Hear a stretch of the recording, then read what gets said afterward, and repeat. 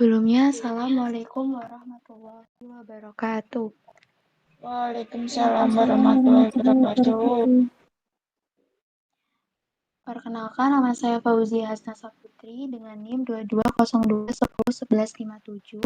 Di sini saya akan mempresentasikan hasil tugas individu saya yang berjudul Bahaya Pinjaman Online.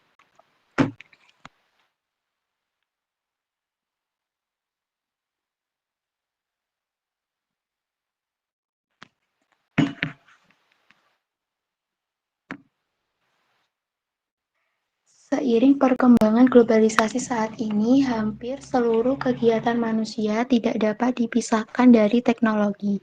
Perkembangan teknologi saat ini yang sangat pesat telah merambah hampir ke seluruh sektor kehidupan, misalnya sektor pendidikan, sosial, hingga sektor perekonomian.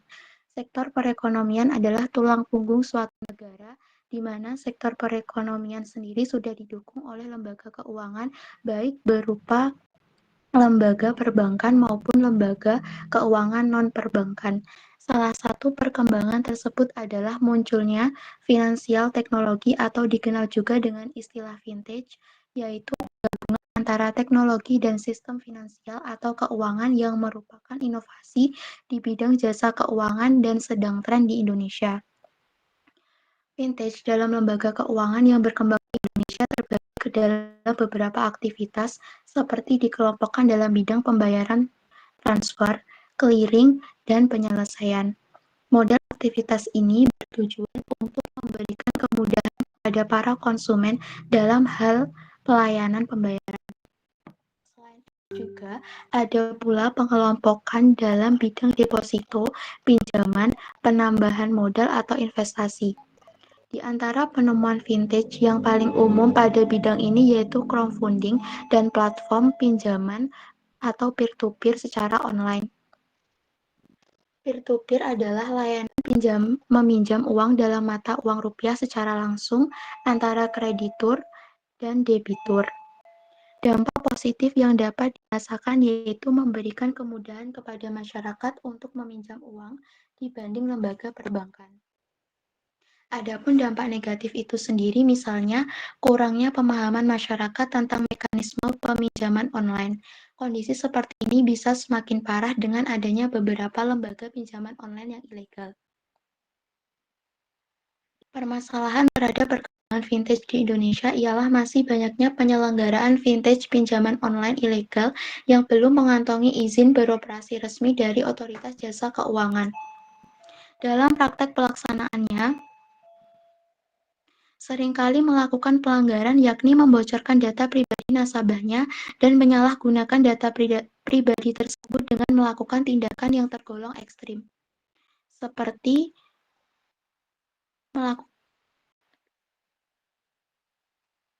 melakukan teror kepada nasabah dalam penagihan pinjaman. Terdapat beberapa aturan yang menjadi payung hukum dalam pelaksanaan kegiatan vintage pinjaman online di Indonesia, antaranya yaitu pinjam-meminjam uang berbasis teknologi informasi dan komunikasi, dan penyelenggaraan teknik finansial, surat edaran otoritas jasa keuangan, dan yang terakhir yaitu terkait aspek perlindungan hukum dan hak-hak konsumen selaku penggunaan layanan.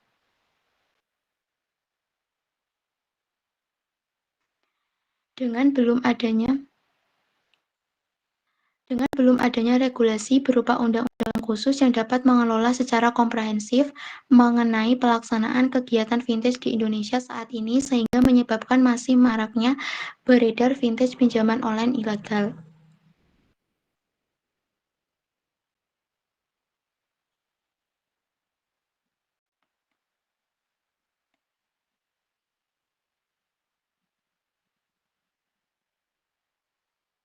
Adapun di sini saya mengambil beberapa bidang ilmu. Yang pertama yaitu bidang ilmu ekonomi. Ekonom Bank Sentral Asia atau BCA, David Samuel mengatakan kehadiran pinjol memudahkan masyarakat dalam melakukan kegiatan finansial, terutama untuk daerah-daerah yang remote area atau terpencil, di mana jauh dari perkotaan, maka dibutuhkan akses keuangan seperti vintage lending ini. Tak, tak, tak dapat dipungkiri, bank belum bisa menjangkau wilayah terpencil. Pasalnya, perbankan membutuhkan biaya yang cukup besar untuk membangun kantor cabang. Biaya untuk mengembangkan jaringan cabang sampai daerah terpencil sulit, karena semakin terpencil semakin mahal untuk membuat kantor cabang dan sebagainya. Oleh sebab itu, pinjol menjadi alternatif akses finansial bagi masyarakat. Namun, perkembangan teknologi keuangan itu juga harus didukung dengan infrastruktur teknologinya seperti jaringan IT, Tower Based Transceiver Station atau BTS, sehingga masyarakat di wilayah terpencil bisa mendapatkan teknologi informasi untuk mengakses pinjol. Yang kedua yaitu bidang ilmu sosiologi. Sosiolog Nia Elvia memberikan tanggapannya mengenai maraknya fenomena pinjaman online yang semakin merebak di kalangan masyarakat. Menurut Nia, fenomena ini memiliki akar penyebab yang erat kaitannya dengan faktor ekonomi. Pinjaman online ini sebagian besar digunakan oleh masyarakat kelas menengah ke bawah karena aksesnya yang relatif dan persyaratan sederhana, ujar Nia. Menurut dia, budaya pinjaman dalam bentuk kasbon di warung juga memiliki kemiripan dengan fenomena pinjaman online. Hal ini terjadi karena banyak masyarakat yang belum sejahtera dan membutuhkan akses cepat ke dana tambahan. Karena memang belum sejahtera, kata dia. Nia menyatakan bahwa sementara literasi keuangan memiliki peran penting, prioritas utama harus diberikan pada perlindungan yang lebih kuat dari pemerintah. Yang ketiga, yaitu bidang ilmu psikologi. Ihsan Bella Persada, MPSI psikolog, mengatakan teror pinjol dapat berdampak pada psikologis penerimanya. Menurut psikolog Ihsan, terlepas dari penyebab utang yang mendasari, meminjam uang dapat menyebabkan beberapa tantangan bagi pikiran. Ada sejumlah masalah mendasar yang berkontribusi dalam masalah ini, baik psikologis maupun emosional. Berikut beberapa dampak psikologis yang bisa terjadi. Yang pertama yaitu kecemasan dan depresi. Yang kedua, hubungan suami istri terganggu. Yang ketiga, menghindari masalah. Dan yang keempat, stres dan ketegangan. Dan yang kelima, frustasi. Dan yang keenam, perasaan menyesal dan ketakutan. Dan yang terakhir yaitu rasa malu. Lalu, bidang ilmu agama. Hukum pinjaman online perniagaan Islam, pada dasarnya dalam Islam, hubungan pinjam-meminjam tidak dilarang, bahkan dianjurkan agar terjadi hubungan saling menguntungkan, yang pada akhirnya membuahkan hubungan persaudaraan. Hal yang perlu diperhatikan ialah apabila hubungan pinjam-meminjam tersebut tidak mengikuti aturan yang diajarkan oleh syariat Islam. Dikutip dari buku Bank Syariah, dari teori ke praktik yang ditulis oleh Muhammad Syafi'i Antonia, penggunaan kata pinjam-meminjam dalam perbankan syariah kurang tepat digunakan karena dua hal.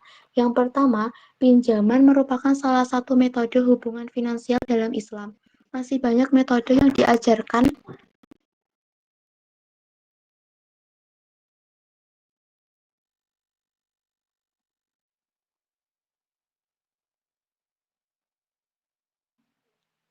Masih banyak metode yang diajarkan oleh syariah selain pinjaman seperti jual beli, bagi hasil, sewa, dan sebagainya. Kedua, dalam Islam pinjam-meminjam adalah akad sosial, bukan akad komersial. Artinya, apabila seseorang meminjam sesuatu, dia tidak boleh disyaratkan untuk memberikan tambahan atas pokok pinjamannya. Yang kedua, pinjol menurut fatwa MUI. Berbicara mengenai riba, merangkum arsip Detik Hikmah Majelis Ulama Indonesia atau MUI pun pernah mengeluarkan fatwa yang menyatakan bahwa pinjol tidak sesuai dengan syariat Islam. Sebenarnya bukan hanya pinjaman online saja yang dianggap haram. Hukum serupa juga ditetapkan pada pinjaman offline atau secara langsung yang juga mengandung unsur riba. Hal tersebut tentu saja berseberangan dengan ajaran Islam. Dalam Al-Quran, surat Al-Baqarah ayat 275, Allah Subhanahu wa Ta'ala telah melarang umatnya untuk melakukan riba. Yang ketiga, pinjaman yang diperbolehkan. Pada dasarnya, pinjaman online tidak sepenuhnya haram. Pernyataan tersebut tentu saja harus didasari pada proses dan praktiknya. Adapun pinjaman-pinjaman lainnya yang diperbolehkan adalah ketika seseorang yang berutang memiliki niat secepatnya untuk melunasi utang tersebut apabila telah mendapat rezeki. Selanjutnya yaitu bidang ilmu politik. Otoritas Jasa Keuangan atau OJK adalah lembaga independen yang mempunyai fungsi, tugas, dan wewenang pengaturan, pengawasan, pemeriksaan, dan penyelidikan. OJK mendapat tambahan kewenangan di mana penyelidik atas tindak pidana di sektor jasa keuangan hanya dapat dilakukan oleh penyidik OJK. Dibentuk dengan tujuan agar keseluruhan kegiatan di dalam sektor jasa keuangan satu terselenggara secara teratur, adil, transparan, dan akuntabel. Yang kedua, mampu mewujudkan sistem keuangan yang tumbuh secara berkelanjutan dan stabil. Dan yang ketiga, mampu melindungi kepentingan konsumen dan masyarakat.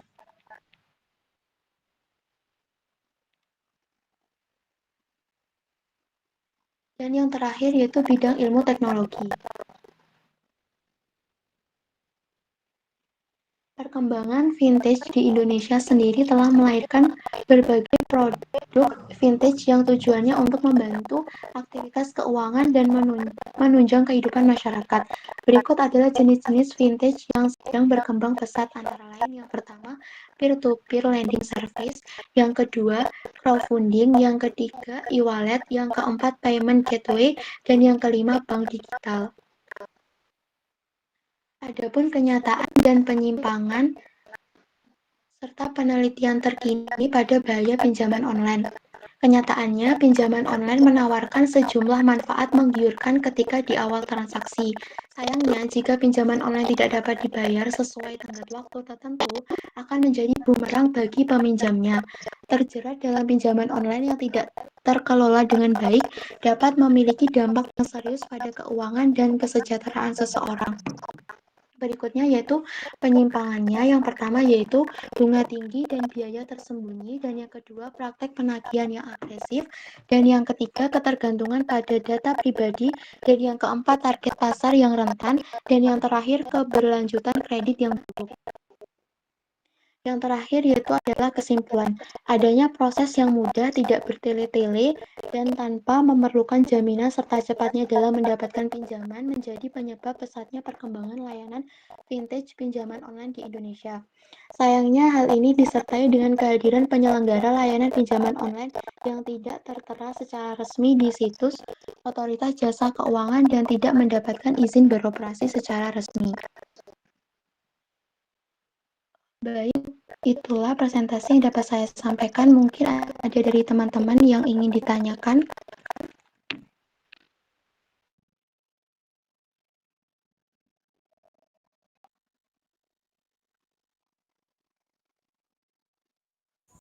Izin bertanya, Mbak. Ya, silakan, Mbak. Bagaimana cara mengetahui pinjaman online terdaftar di OJK? Ya, terima kasih, Mbak. Oh, baik, siapa lagi yang ingin bertanya? Izin bertanya, Mbak.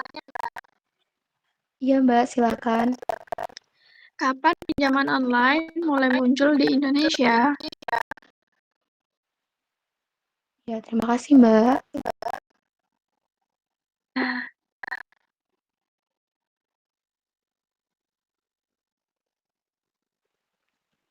Baik, saya akan menjawab pertanyaan dari Mbak Atika, yaitu bagaimana cara mengetahui pinjaman online terdaftar di OJK.